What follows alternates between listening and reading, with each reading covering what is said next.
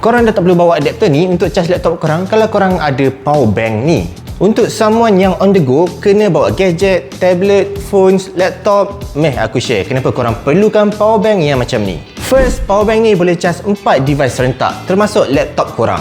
Dengan 165W max total output, korang cocok je semua device yang nak kena charge tu. Dekat power bank ni dah siap ada 2 built-in cable Type-C. So kalau korang tertinggal charging cable pun tak apa, guna je 2 built-in cable ni. And kabel ni bila tarik dia punya panjang 70cm. Ada juga port Type-C satu dekat sini and Type-A untuk korang guna.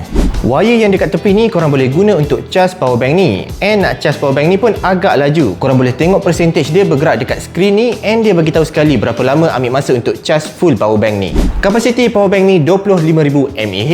So memang agak besar and boleh charge for korang sebanyak 4 kali full charge. Paling penting power bank ni flight approved. So selamat je kalau korang kena bawa power bank naik kapal terbang. Disebabkan kapasiti bateri power bank ni besar, jadi dia agak berat. Berat dia hampir 600 gram. So ni point yang korang kena consider kalau nak travel dengan power bank ni. Sebab dia mungkin membebankan beg korang. Tapi dalam box ni korang akan dapat sekali pouch bag. So senang nak simpan power bank ni. Even harga power bank ni agak keras, tapi aku rasa power bank ni berbaloi dan paling praktikal. Korang rasa macam mana? Komen di kat bawah. Macam biasa, kalau nak korang boleh tekan link.